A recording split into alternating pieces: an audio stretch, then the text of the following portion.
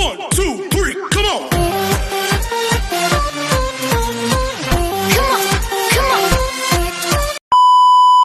Hello beautiful people! Welcome back to my channel. This is your Mama Sam. Hola mga amigo, amiga, kumare at kumpare. Kamusta kayong lahat? Sana lahat po kayo ay okay at safe ngayong araw na ito. At syempre, kung ako naman ang tatanungin nyo, nakikita naman ninyo ang beauty ng Mama Sam ninyo. Fresh overload pa rin, di ba? Ganyan talaga kapag umiinom ka ng maraming vitamin C plus kumakain ka ng maraming banana. Dahil sa banana, mas nakakaloka ang ganda ng Mama Sam ninyo. Charot! So, kamusta naman kayong lahat? Sana lahat kayo ay okay na okay ngayong araw ng Wednesday. So, happy Wednesday sa atin lahat ng bonggang-bongga. My gosh, ang bilis ng araw, no? Parang kailan lang ay nagdiriwang lang tayo ng New Year, Christmas ngayon ay, Diyos ko, nandito na tayo sa April. At ito na nga, syempre, sungkran na nga dito. Ang sungkran ang ibig sabihin nun ay New Year. Happy Pimay.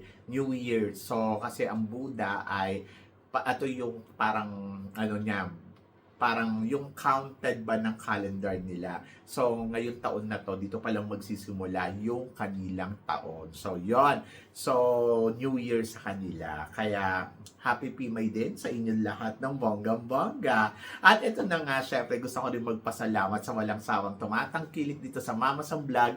Araw-araw, lagi-lagi. Maraming salamat po. At saka syempre sa mga bago nating subscribers, hello po sa inyo lahat. At saka syempre sa mga makasolid na makamamasam dyan na laging tumututok dito, araw-araw, lagi-lagi.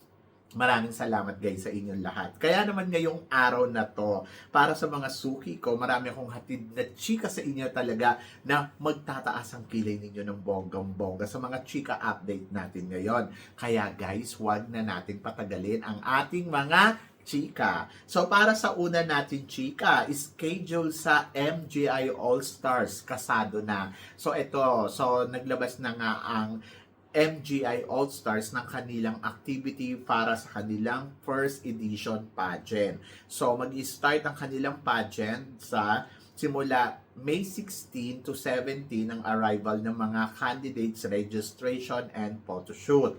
And then sa May 18 naman, meron silang activity for Taste of Thai, cooking show, cooking class pala. And then, May 19 naman, activity for Dress of Thai, visit Wat Arun. So, pupunta sila sa Wat Arun. And then, dinner on cruise. Ayun. So, parang gusto ko pumunta dito. And then, sa May 20 naman, meron silang Welcome All the Stars and Sashing Ceremony. And then, sa May 21 to 23rd, meron silang activity sa Duwak, Ratchaburi. And then, May 24 naman, talent competition. And then, May 25 naman, runway challenge. And then, May 26 naman, portrait challenge. Hindi ko alam kung anong meron dito. Baka photoshoot.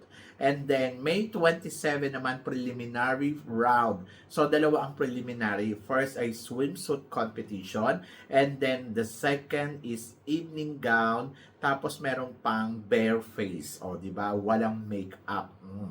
So, 29 rehearsal and grand final nila sa May 30. So, 15 days ang tatakbo ng Miss Grand All-Star. So, ito yung kanilang format at activity para sa kanilang first edition. So, mark your calendar and then abangan ninyo kung saan nga ba kayo manonood. Syempre, for sure, sa YouTube channel yan ng MGI All-Stars. So, yan. So, good luck sa mga candidates na magko-compete dito. Hindi ko pa alam kung ilan, pero good luck sa kanila. Sa Pilipinas, meron tayong 5 candidates. Tapos, ang alam ko, sa China, meron silang 3. Basta mga ganon. Basta tingnan na lang natin. And then, ito, sa Thailand, meron silang 3 kandidata. Kasi, speaking of candidates, meron silang bagong kandidata. Ito ay si Elsa Corntracon. Tama. So, ito kasi si Elsa ay dati siyang lumaban ng Miss Aura International. Lumaban na siya ng Miss Grand Thailand. Tapos, na-appoint siyang Miss Aura. Tapos ayun, lumabas siya ng Miss Aura, nag-title siya doon. At siya yung kauna-unahang nakapag-uwi ng corona ng Miss Aura sa Thailand. So, yon. At ngayon, nandito siya sa MGI All-Stars. So, good luck sa kanya. Depende kung anong eksena ang gagawin niya. Rampadora to. Eksenadora to. And for sure, kakabog to. So, ngayon, meron na silang 3 kandidata dito sa MGI All-Stars. At malalakas din yung candidates nila. But let's see kung sino nga ba ang kakabog. Walang trans candidate ang Thailand. So, meron silang 3 kandidata na puro babae talaga. Tapos, sa atin naman, 3 babae, 2 trans. O, di ba? So, good luck sa mga candidates natin. Laban. So, yon. At, ayan, sa mga nag-aabang, abangan ninyo, May 16 ang start ng MGI All-Stars hanggang 30. O, yon.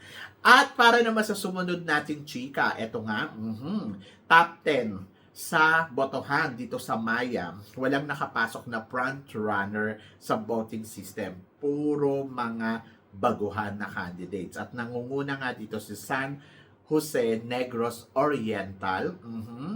And then, pumapangalawa si Ilocos Norte. Pumapangatlo naman si Camiguin. Anong chika mo dito, Mama Sam? Well, ang chika ko dyan ay, congratulations, syempre. Expected ko na ganun ang mangyayari na mas papalo at mas magpe-penetrate yung mga baguhan dahil alam ko na dito talaga sila aariba. Kasi nga naman, bakit mo nga naman iboboto pa yung mga front runner? Front runner na sila. Ibig sabihin, malakas na sila sa competition. Kumbaga parang hindi naman na nila kailangan yan. Kumbaga, ibigay na natin yan sa mga baguhan. At happy ako dahil miski papano, may ganitong mechanic yung game nila. Yung mga baguhan kasi, may chance sila na makaariba. Ayan, katulad yan, di ba? Dahil meron silang botohan. And then doon naman sa mga front runner, for sure naman, sila na yung pasok doon sa top 10 talaga. Kahit nga hindi sila sa sponsors Kumbaga parang, di ba, sabi ng ganon, 10 sa botohan, 5 sa mga sponsor, tapos 5 sa wild card ng organization, tapos 10 sa judges. Doon pa lang sa judges, pasok na yung mga front runner, di ba?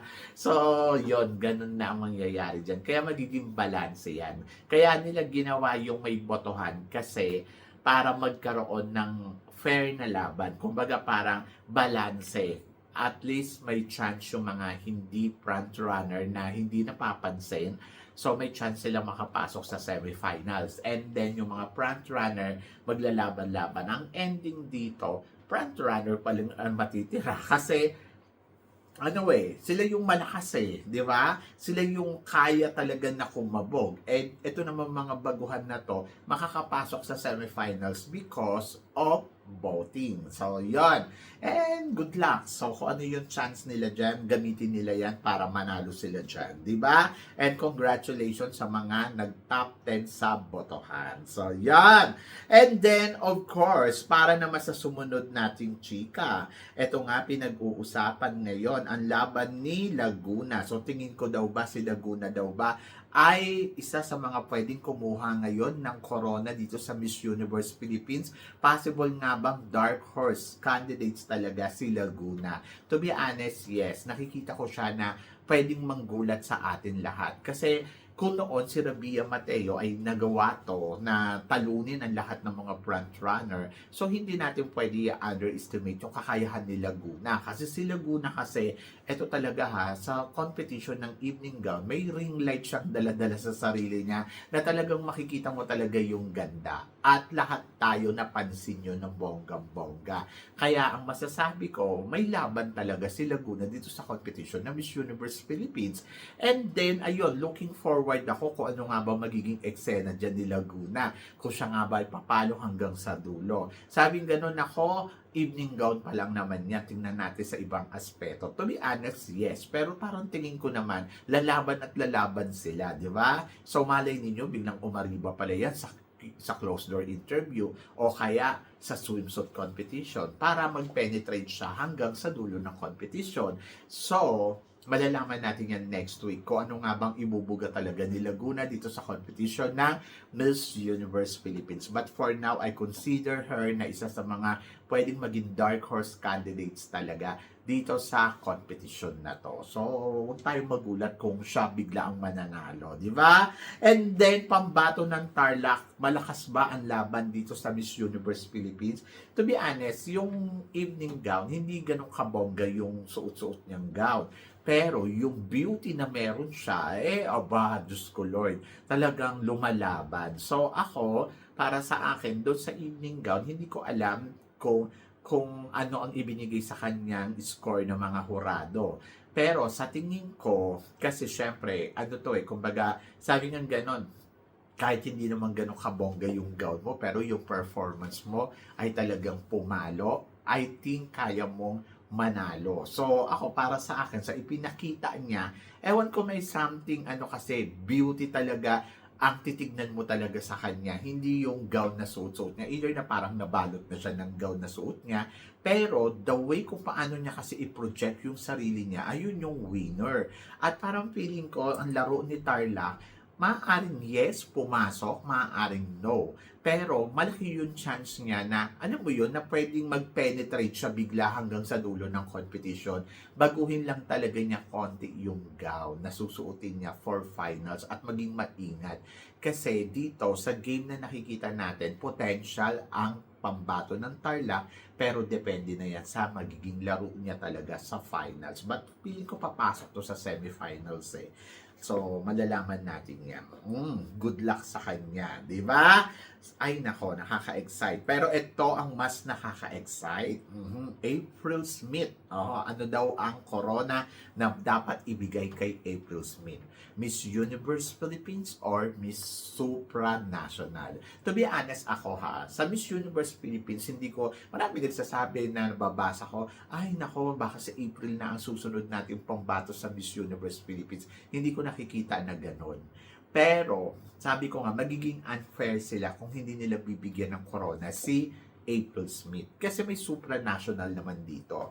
I think supranational, eto kasi yun guys Pag dinala mo siya sa Miss Universe, hindi naman siya mananalong Miss Universe. Ang swerte na nga lang natin kapag nakarating yan sa top 5 ng Miss Universe Pero kapag dinala mo naman yan sa supranational, kaya niyang mag-title doon sa supranational. Kasi ang beauty kasi niya, swak na swak para sa corona ng supranational, yung galawan na binibigay niya, and then plus, naghahanap naman ng supranational na maala supermodel, di na ibigay natin to kay April Smith. Kaya, ang chance talaga ni April, kung hindi man universe, I think supranational talaga, malaki yung chance na maibigay sa kanya to. At looking forward ako dyan. Sa ngayon, mas malinaw sa akin na sa April, pwedeng makasungkit talaga ng corona dito sa Miss Universe Philippines. So, ngayon, malinaw din sa akin na kaya ni April na pumasok sa top 5 ng competition na to. And looking forward ako dyan. So, yan. So, good luck kay April. Supranational ang nakikita kong the best na crown talaga sa kanya. At kung meron man kayong iba pang nakikita sa kanya, so let's see kung gano'n nga ang mangyayari. So, abangan natin yan. At ito ang sumunod nating chika. Pampanga, hindi pasok sa Ever Belena top 5 ngayong gabi dito sa kanilang runway show. So, anong chika mo dito, Mama Sam? Lagi ko sinasabi, ang problema kasi, maganda si Pampanga sa totoo lang. Wala akong problema kay Pampanga in terms of beauty. Pero kasi minsan parang hindi na consistent kasi talaga yung look ng aura niya Yung kumbaga, minsan pag tinignan mo ang ganda, minsan naman parang naki-carried away siya, yung beauty nawawala, yung mga ganon. Tapos, ang isa sa mga napapansin ko sa kanya, matangkad kasi siya, sa totoo lang, bongga. Yung kanyang performance, hindi ko masabi na on top talaga. So, doon sa part na yon medyo parang nalulungkot ako para sa kanya. Kasi kung titignan mo April Smith, hindi ganun kagandahan na katulad ni Pampanga. Pero parang mas naniniwala ako na si April kayang kumuha ng corona more than kay Pampanga. Hindi ko naman sinasabi na ayoko siyang kumuha ng corona. Of course, gusto ko. Pero nandoon na parang sa pasarela niya kasi, sa mga performance na ibinibigay niya, maganda yung suot, maganda yung ayos, pero parang kulang talaga sa sa diin. Meron pa akong hinahanap sa kanya na hindi niya talaga pa mailabas-labas sa bawat galawan na ipinapakita niya. Ito nga malapit na ang coronation eh. Dapat nga dito talagang nakikita mo na sa kanya na umaariban na siya at hindi na siya nagpapakawala sa eksena. Yes, sponsor ano lang naman to. Pero dapat dito pa lang nakikitaan ka na talaga ng potential. Ako, ang nakikita ko sa kanya, nakukulangan lang ako doon sa, like example, doon sa evening gown competition, yung movement niya, parang kulang sa emosyon. Ayun, yung emotion na talagang kailangan na feel mo siya. Ayun. Walang problema sa beauty. Beauty, wala tayong pag-uusapan. Height, talino, may body, pero pag gumagalaw na siya, yung emosyon hindi niya mailabas para maibigay ng bonggang-bongga. Kasi yun kasi yung importante na dapat nararamdaman natin yun. Kasi pag once na naramdaman mo yun, kahit anong gawin mo dyan na eksena, talagang lagi kang papasok sa banga. Kasi alam mo kung paano igalaw, i-twist yung mga katawan mo, i-look yung sarili mo sa camera, di ba? At kung paano kang ngingiti. Dapat alam mo yung angulo. So, yun yung nakukulangan ako sa kanya. Kaya nga ngayon, parang sabi ko nga, swerte na ito kung makukuha niya yung supranational. Pero since na nandiyan si April, malaki pa yung chance na April kaysa sa kanya, sa totoo lang. Sa universe naman, Diyos ko naman, ang daming nagbabakbakan. Bella Ismael. May swerte na dapat may luck siya talaga sa gabi ng coronation. Kasi may ganda naman talaga si Pampanga. Hindi naman natin madidinay yun. Pero kailangan talaga mailabas niya yun ng bonggang-bongga. Sabi ko, suswertehin to kapag nakabunot ng magandang tanong na may impress sumagot. May impress yung audience sa kanya pag sumagot siya. Ayun, swerte niya yon. Pero medyo mahirap din talaga ang laban niya dito kasi ang lalakas talaga ng mga kalaban niya. So, good luck kay Pampanga. So, kung hindi man siya nakuha ngayon, I think sa susunod, di ba? So, malay natin. So, good luck. And then, para naman sa sumunod na chika, top 5 sa Ever Balena, sila kaya ang magkita-kita sa dulo ng competition ng Miss Universe Philippines. So, ang mga pumasok na IZ, Cebu City, Cebu Province, andyan din syempre si Taguig, si Baguio, at saka si La Union. To be honest, yes, pwedeng ganyan ang mangyari. Kasi nakikita naman natin na talagang nagpe-penetrate ng bonggang-bongga itong mga candidates na to. Hindi ko alam kung ilan ang corona ngayon, pero ang sigurado ako, may corona sa Miss Charm, may corona sa Miss Cosmo, may corona sa Miss Universe Philippines, of course, and then may corona sa Miss Supranational, Miss Eco. So, 5. So, possible na sila yon, di ba? So, medyo mahihirapan talaga yung mga kalaban nila kasi ayaw magpasingit ng mga to. Pero, kaya din naman ng mga kalaban nila kung talagang, alam mo yun, bibilib lang sila sa sarili nila. And then, yes, naniniwala ako na possible na ito ang maging top 5 dito sa Miss Universe Philippines. Kasi, tulad niya na sinabi ko, si April parang sa pinapakita niyang performance, sigurado ka pasok talaga siya sa top 5. Tapos ito namang si Nicole Bermeo, sa ipinapakita ni Nicole Bermeo ngayon, ang ganda ng mga styling niya. I think yes. Andiyan din si Taguig na very consistent ang kanyang pasarela, ang kanyang performance talagang swak. Kaya ngayon pa lang masasabi mo na sigurado ako sa tatlong to sa top 5. Sila Union, ganun din, di ba? Pag nakita mo yung galawan nila Union, talagang hindi mo madidinay. Kanina, sobrang ganda nila Union na parang masasabi mo, my gosh, ito talaga ang sinisigaw ng puso ko na I think siya yung magiging Miss Universe Philippines. O, di ba? And then, nandiyan din si Baguio na lagi ko sinasabi, total package si Baguio in terms of body, beauty, and brain. Di ba? So, lahat yan, yung mga candidates na yan, hindi ako magtataka kung sila din ang matira sa top 5 or sila ang makita-kita sa dulo ng competition. Kung top 7 ang kukunin, dadagdagan na lang yan ng 2. Ewan ko kung sino ang madadagdag dyan. But, wish all the best para sa mga candidates and then laban lang, di ba?